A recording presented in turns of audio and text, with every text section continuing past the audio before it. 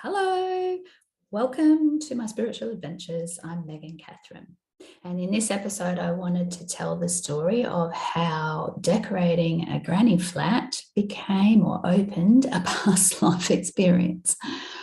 As I had said in my other two eps, so far the spiritual awakening had brought me to my airy fairy friend.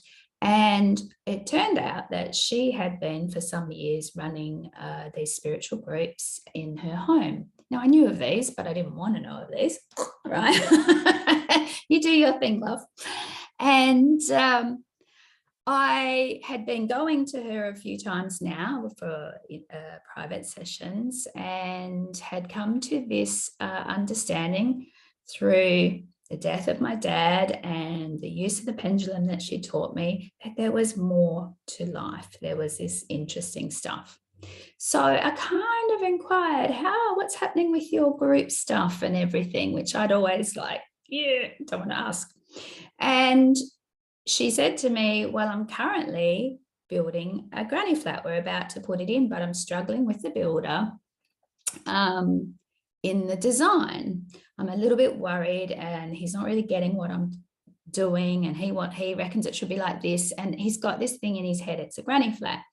For me, it's a studio, a place to take everyone out of my lounge room into a greater space and do my one-on-ones and all of those things that she does. And it was still to be a granny flat, but there wasn't going to be a granny in that for a while. So covering two birds, right? How are we going to use this? So I got involved. I was like, hey, I'm an interior designer. Let me help you. Right? And one of the things there was I asked her about what she was doing. Didn't really understand all of it, but what did she need? What I kind of had a little bit of it, so I understood some of it.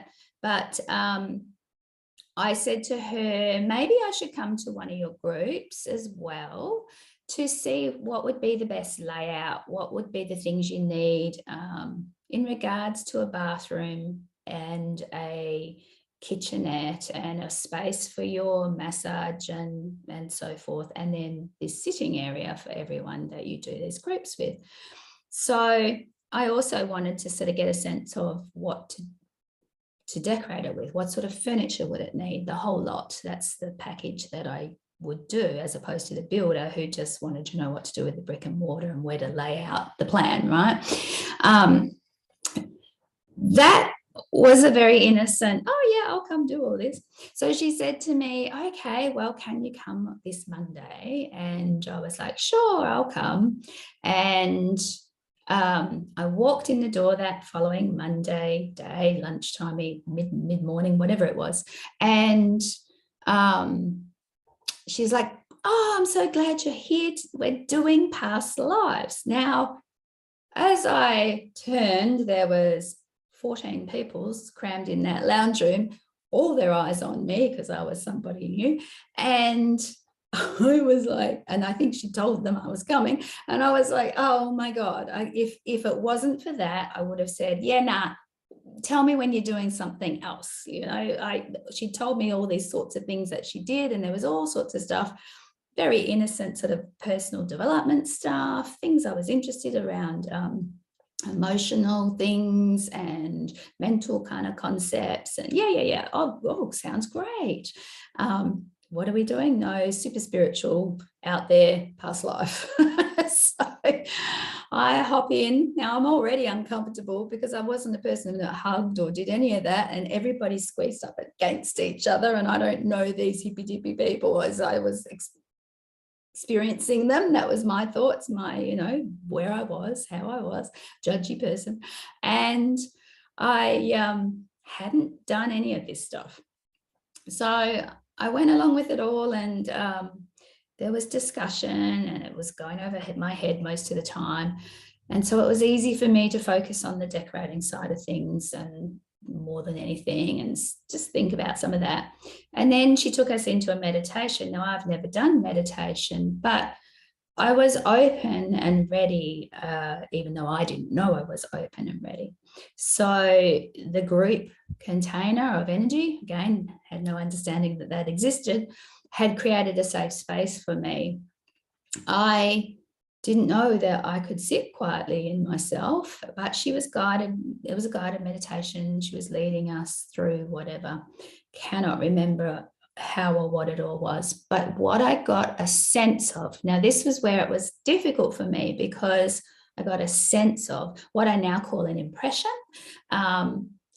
There was no vision in my head. When people say, imagine this, I literally narrate to myself what I'm imagining. I don't visualize something, even though I'm a very visual person in creativity wise on the outer, on the inner, the visions aren't, I don't see in my mind's eye like that. I do have some form of it now.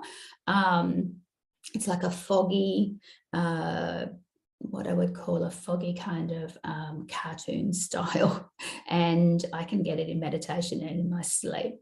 But yeah, imagining things was something I didn't see visually. And of course, they're saying, now see in your mind's eye, now you're inside your, I'm like, okay, I'm not really thinking I'm doing this right. I don't think this is something I know how to do. But what I actually got an impression of was a young girl, 7 or 8 maybe, long ratty hair with a scarf and a sort of pinafore style shawl with a basket, walking through a pine forest that was very devoid of any underbrush or lower limbs of branches and things. And so it was pretty cold and it was all grey. Everything was grey as far as I kind of saw it. Okay, very hard to explain this. So I had this impression. And she was looking for firewood. I knew this to be the thing. She was looking for firewood. There really wasn't much. Everything was so devoid and already stripped, so to speak. And she was looking for that for her family. And it was quite desperate. So, of course, we come out of this thing and I'm thinking, oh God, they're going to ask me, because they started, sharing and all these amazing, gone to Atlantis, and I didn't know where that was or what that was, but it sounded amazing. All sorts of different things. And I'm like, okay, this is all very fanciful, right? And mine felt very ordinary too. So again, I was like, did this even happen? Am I just making shit up? And it came to my turn and I explained what I saw. And I sort of said, look, I'm not sure I really experienced anything, but I got this kind of girl, and I just started describing it to the point where I started saying everything was grey and brown and dull. And I didn't know that when I was thinking it or having the impression, what I call now a download, a knowing, a sensory expression of language that isn't languaged until I voice it. And it's kind of like this thing, it's a bit like a dream, where you can be in your REM, the eyes are closed, you're going like this, and it can be very short, and yet when you relay the dream, it can be very long, and you feel like you were in it for a long time.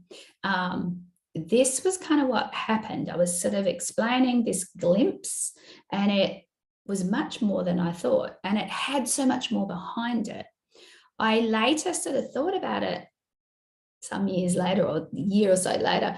I could see it as a very symbolic, devoid of my spiritual self, looking for it, searching for it, and it kind of wasn't there. There was nothing, and feeling very lost and alone and concerned. And that was me. That was me on the inside, spiritually feeling that way and not recognizing that existed. Too busy, being busy. Too busy drinking and getting things off my mind, relaxing and doing all those kinds of things, partying when I could, or take the kids out and do stuff with the kids, just be busy, and it was all for everybody else, and don't stop and be quiet and see what wants to come forward.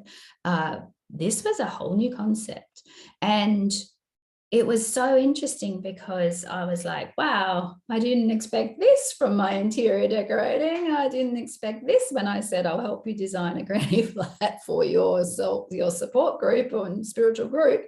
Yeah, it was interesting because I wanted more. I left that.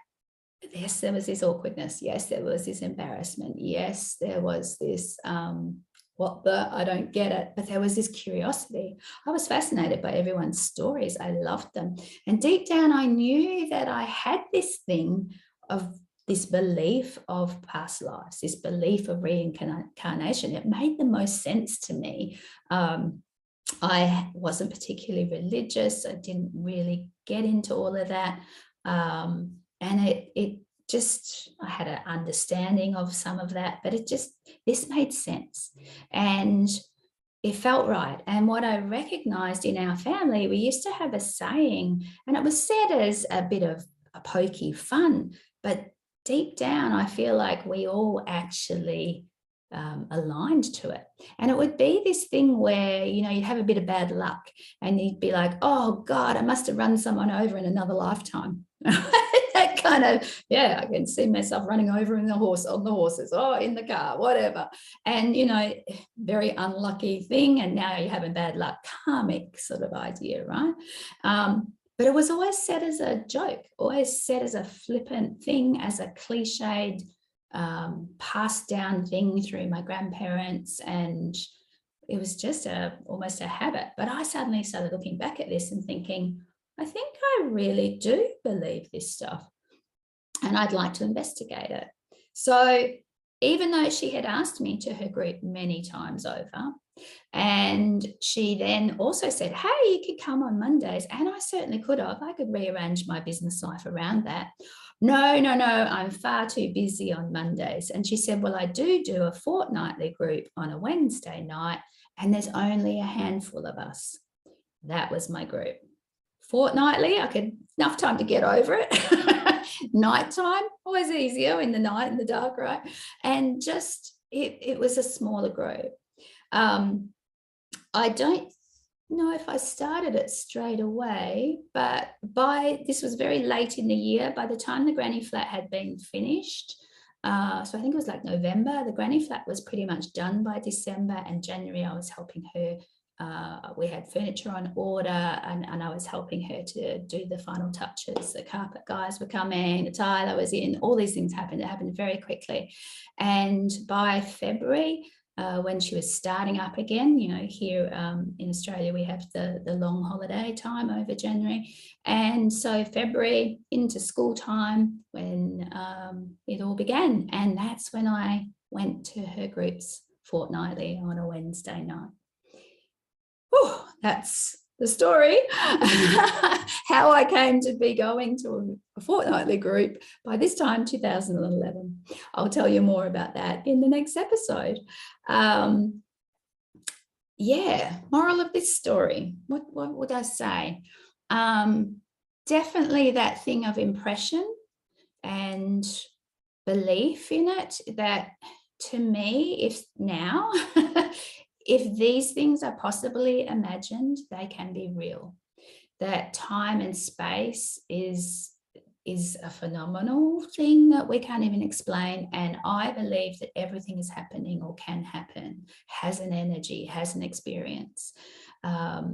Does it need to continue? No, we can pull it apart, dismantle it, like all matter and material. It can be undone and rebuilt. We're constantly building and constructing and then deconstructing. That's part of matter and quantum and whatever else we haven't found the words or the actual explanations for. So I think it was the first beginnings of comprehending my, would I call it psychic ability, perhaps, extrasensory ability, inward ability to go in and to feel myself across time and space, to hear my spirit, to be shown who I am, what I am, where I've been, to be given another story, another idea around learning about myself, you only ever seem to be given what you need to know. There is a journey in it. There is a step-by-step sort of opening the book and moving through the pages feeling. And yeah, definitely had opened the book, walked through another door, as I say. Okay, guys, please subscribe, send this to your friends who are into this stuff, or maybe they're not, but they need a little push. And also, yeah, likes, comments, all of that stuff. And we'll see you in the next episode. Love you. Bye. Well, here's me doing the weird endy bit. I've got to end all.